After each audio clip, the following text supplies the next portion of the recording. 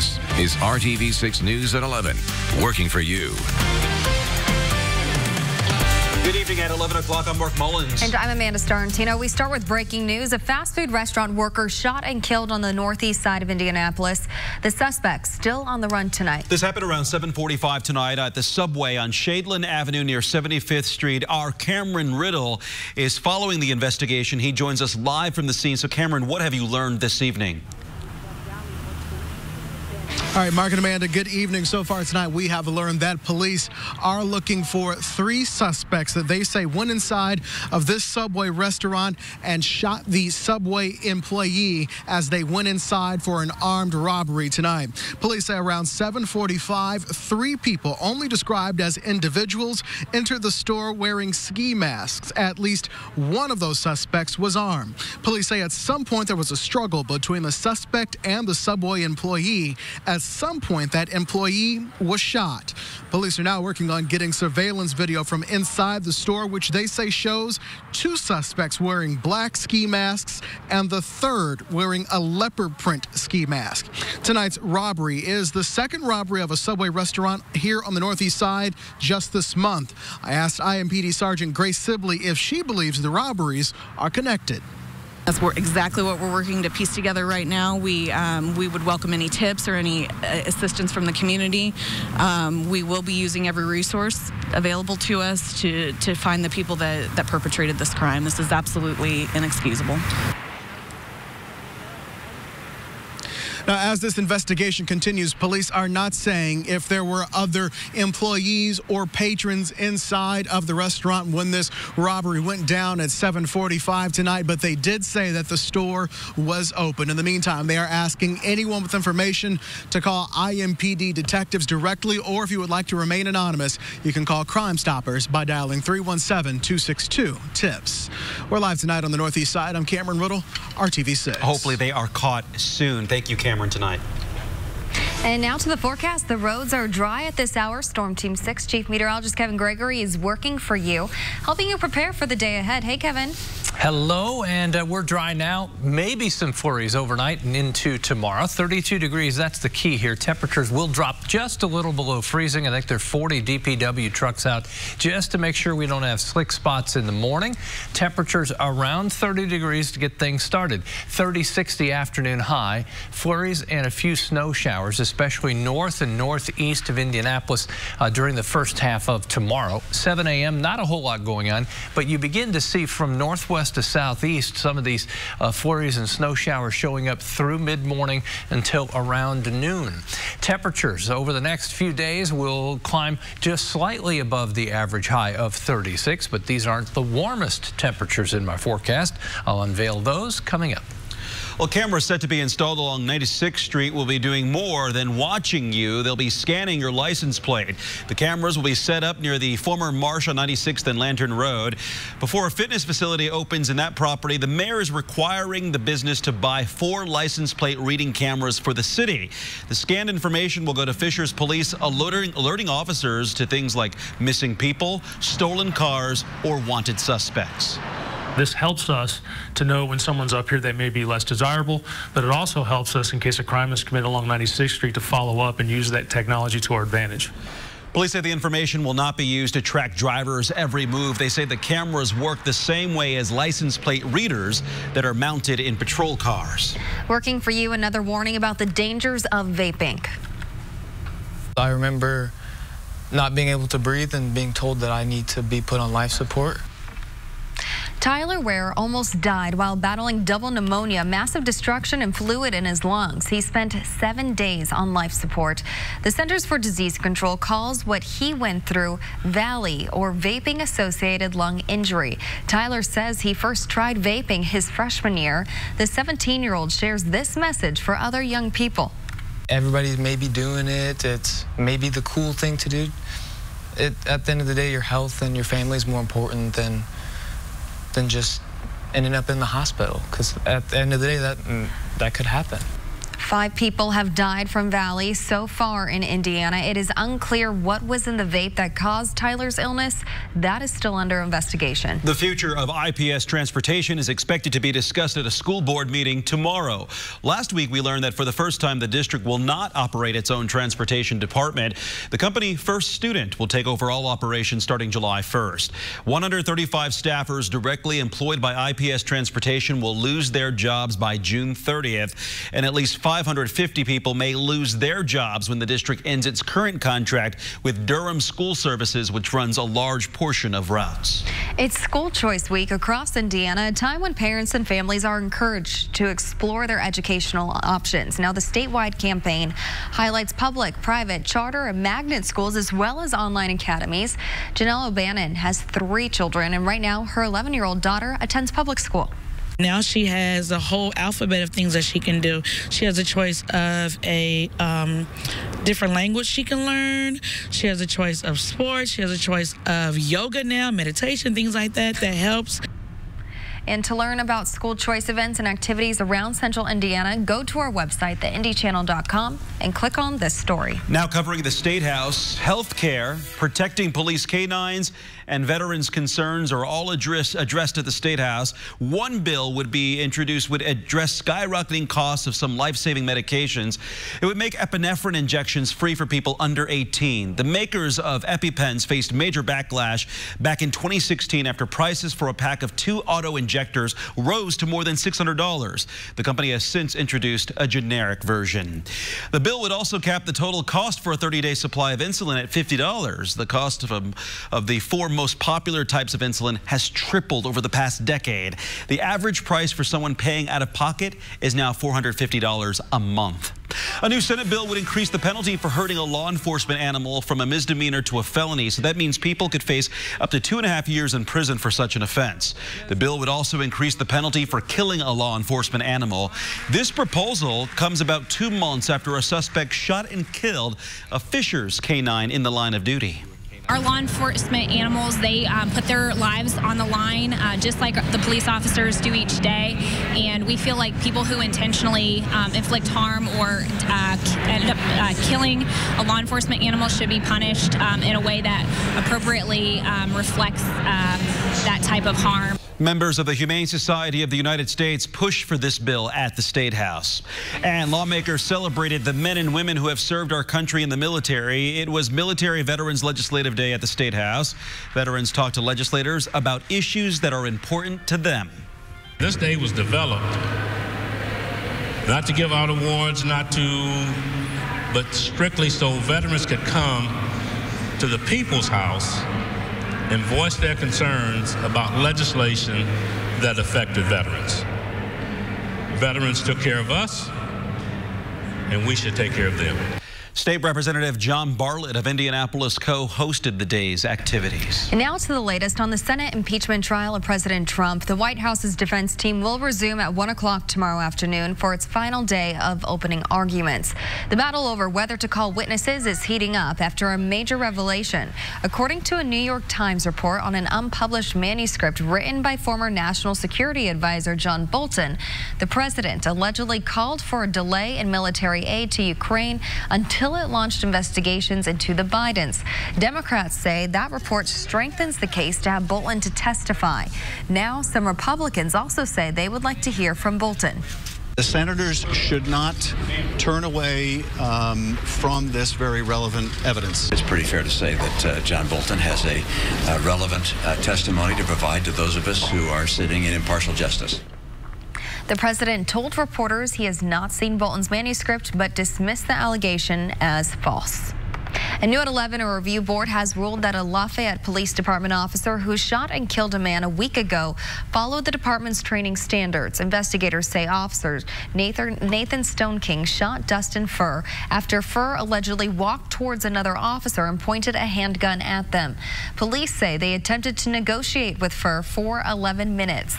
The department has turned the case over to the Tippecanoe County Prosecutor's Office.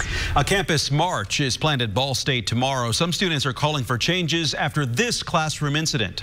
All right, you want to sit here or do you want to leave?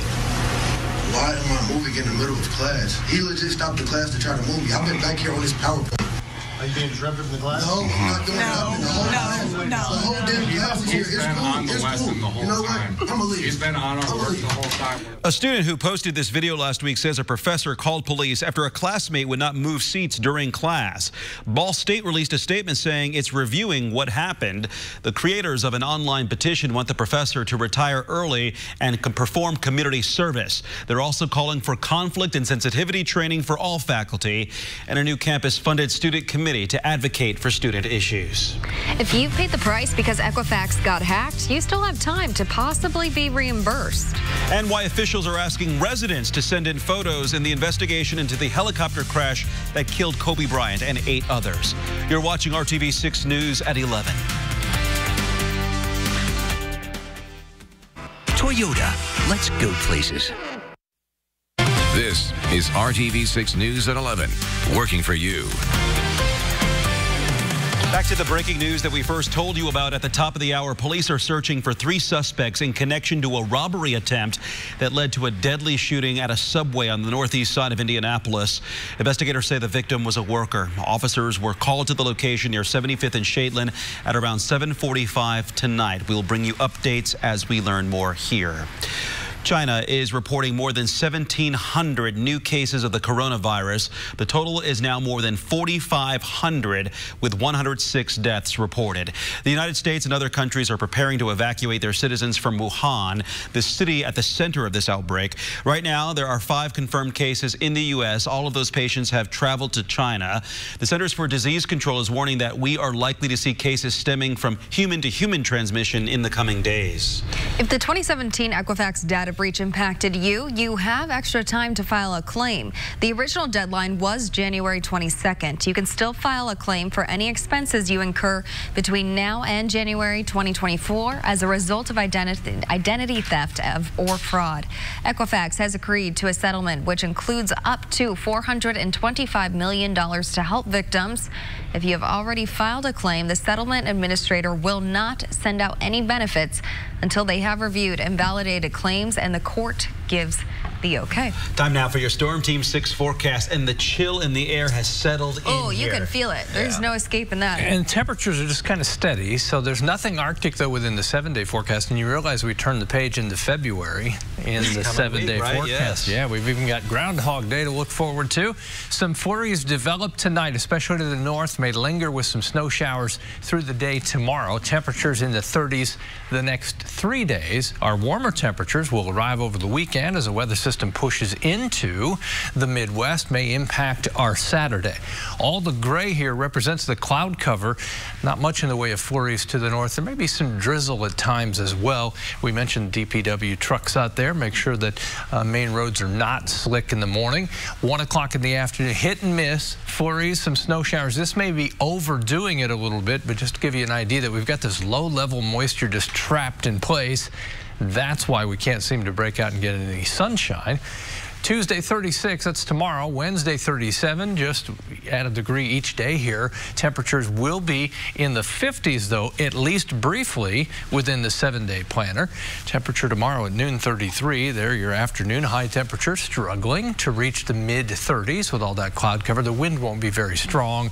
Have a northwest wind with these temperatures, which are typical for this time of year. Our snow this month, by the way, puts us in the top 10 for least snowiest Januaries, and that's unlikely to change much before the end of the week. There are your temperatures Wednesday, as we mentioned. Clouds, 36 or 37 for the high.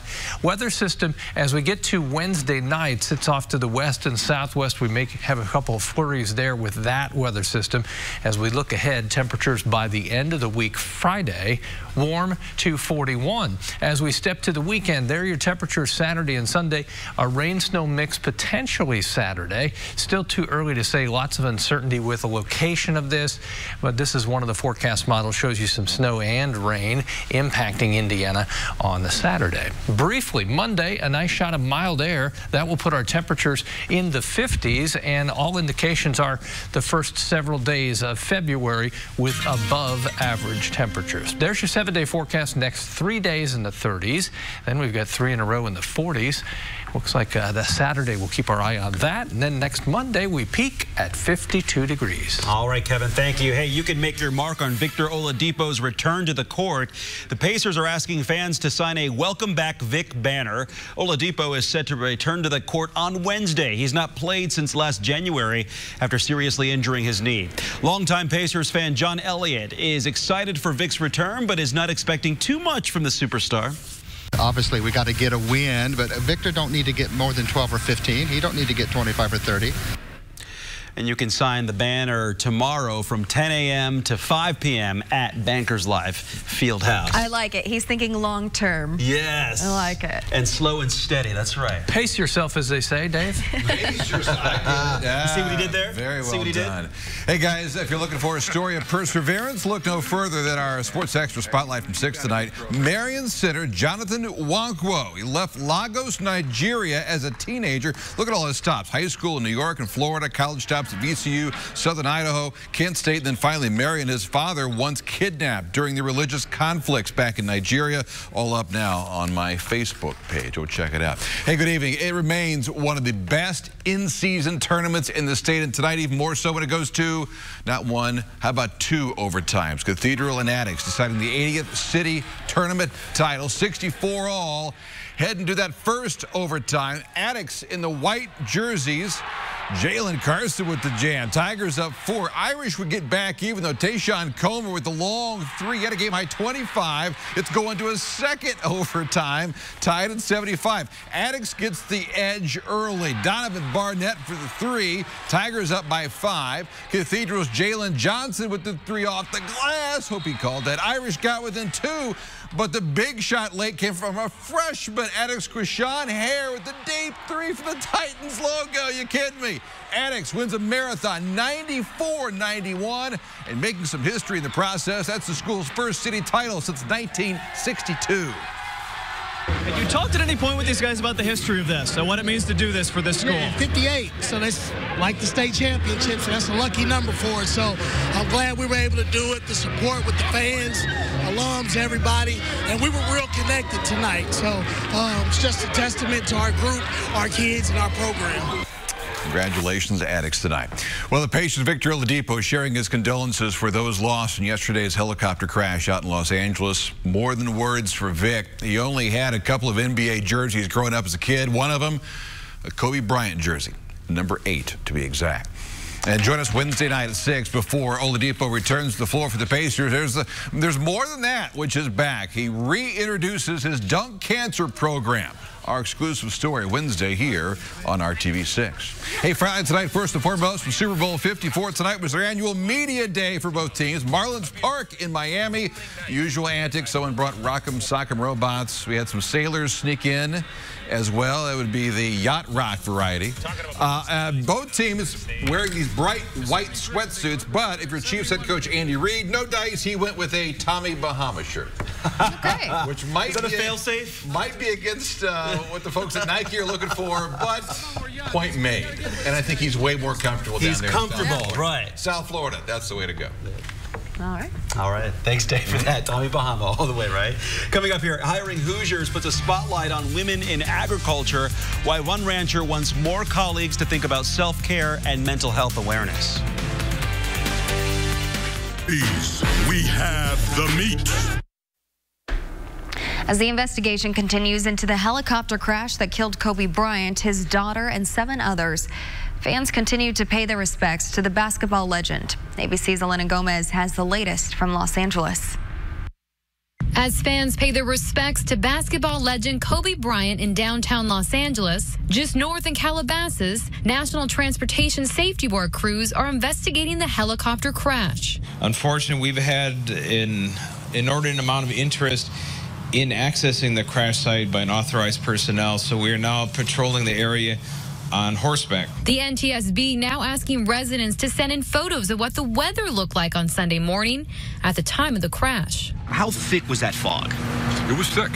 Imagine jumping into a pool filled with milk and opening your eyes. Fog was so heavy that morning that Los Angeles police grounded their helicopters. It's still unclear if the weather played a role in that crash. All 9 people on board the helicopter were killed. The group headed for Kobe Bryant's 13-year-old daughter's basketball game. The pilot, Era Zobayan, had been flying for 20 years, according to the company he trained with. Also on board, John Altobelli, a baseball coach, his wife Carrie, and their 13-year-old daughter, Alyssa. Christina Mauser, an assistant basketball coach and mother of 3, also part of the group. How do you tell a child their mommy's no longer with us? Fans at the Staples Center remembering the basketball legend and close friends like LeBron James speaking out for the first time on Instagram. James remembering their last talk on Sunday morning, saying, "Didn't think for one bit in a million years that would be the last conversation we'd have." The NTSB plans to be at the crash site for 5 days. The debris is spread over a wide area, about 500 to 600 feet. Elena Gomez, ABC News, Los Angeles. Now to hiring Hoosiers. Agriculture is big business in the Hoosier state. And while women have always played a critical role on farms and ranches, there's a growing movement to give them more support. Reporter Gabby Crevitt with our Scripps News partners in Montana shows you how a conference is celebrating and empowering women in the industry. It is a job that's 365 days a year. It's kind of a taxing job to work in ag, but it's definitely worth it and fills our cup. Jatana Williams of Ranch Wives Beef Company in Three Forks is familiar with some of the hurdles people that work in the agricultural community face every day. Williams and her best friend started a successful company selling beef directly from their ranches to customers. My most favorite things to do is speak to women and relate to them and get to know them, especially locally. She was invited to speak as a panelist at the Women in Agriculture Conference and discuss some of the unique challenges women face in the industry. Women are, raising the kids. And so to juggle that and ranch chores is a whole different beast. Self-care and decision-making strategies were also discussed at the conference. A lot of people are bringing awareness to mental health in everyday life, but also in the ag community, because the amount of suicide in ag is tremendous and heartbreaking. Anybody with a connection to the agricultural community was welcome to join. The conference had an online component that brought together women in agriculture from Alaska, Idaho, Oregon, and Washington. I hope that the women find comfort in knowing other women around them struggling through the same things, as well as tools and resources to find within their community. And that was Gabby Crevitt reporting. Back in October at the FFA convention in Indianapolis, I spoke to the CEO of AgriNovus, a nonprofit economic development group that focuses on agriculture and technology. Beth Beckdahl talked about why women should consider getting involved in the industry. For me personally, I grew up on a farm, so I have that experience. But for any other woman, this opportunity to find career opportunities that will advance, to be a part of something really powerful, and to be a part of something that's really collaborative, and really also opportunities that are very entrepreneurial. I think when you put all of those kind of pieces together, it makes for a really exciting path for women leaders to think about. You can find more stories about the agriculture industry on our website at hiringhoosiers.com. We'll be right back.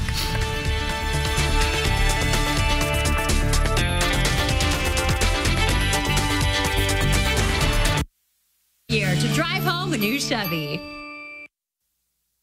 Temperatures stuck in the 30s here next couple of days. Again, flurries, some snow showers potentially, especially north of Indianapolis through the day tomorrow. There's your high temperature. The shining day in the forecast, if you want some warmth, will come on Monday. That's February 3rd, by the way, a week from today. It's February.